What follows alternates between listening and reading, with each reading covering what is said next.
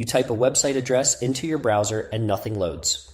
The error says DNS probe finished next domain.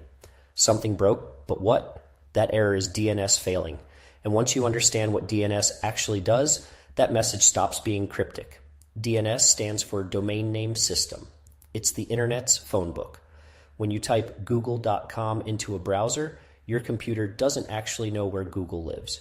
Computers talk to each other using IP addresses, strings of numbers like 142, 250, 80.46.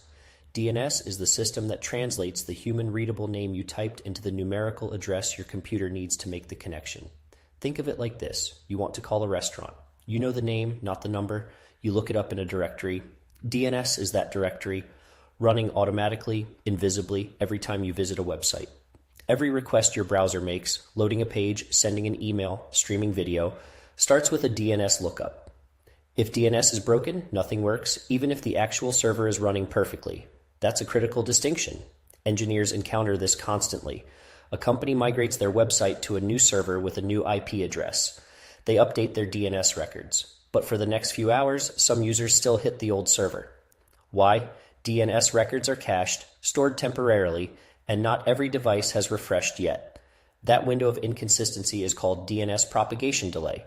And if you don't understand it, you'll spend hours convinced your deployment is broken when it isn't. DNS also matters for security, load balancing, and cloud architecture. It's foundational. When you type stackfuture.com and hit enter, a chain of events fires off, usually in under 100 milliseconds. First, your device checks its local DNS cache. If it recently looked up this domain, the answer is stored locally and the whole chain short circuits right there. If not, the request moves outward.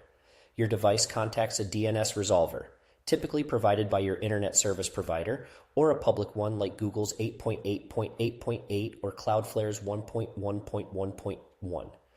The resolver is your agent. It goes out and finds the answer on your behalf. If the resolver doesn't have the answer cached, it starts climbing a hierarchy. First stop, a root name server. There are 13 sets of these globally, and they don't know the IP address for your domain, but they know where to look. They point the resolver toward the right top-level domain server or TLD server. The TLD server handles the last piece of the domain, .com, .org, .io, and so on. The TLD server then directs the resolver to the authoritative name server for that specific domain. This is the source of truth. It holds the actual DNS records, and if you want to understand what those are, Stack Future covers one concept like this every day, so worth subscribing. The authoritative server returns the IP address. The resolver passes it back to your device. Your browser connects. The entire lookup is typically cached at multiple points to make the next request faster. One important detail, every DNS record has a TTL, time to live. That's the number of seconds a cached record stays valid before a device must ask again. A TTL of 3600 means 1 hour. Set it too high and changes propagate slowly. Set it too low and you're generating a flood of DNS queries. Your team deploys a new version of your app to a different server with a different IP address. You update the DNSA record, the record type that maps a domain name to an IPv4 address, in your registrar, say Route 53 on AWS. You set the TTL to 300 seconds, 5 minutes, to keep propagation fast. But your colleague on a different network still hits the old server an hour later. Why?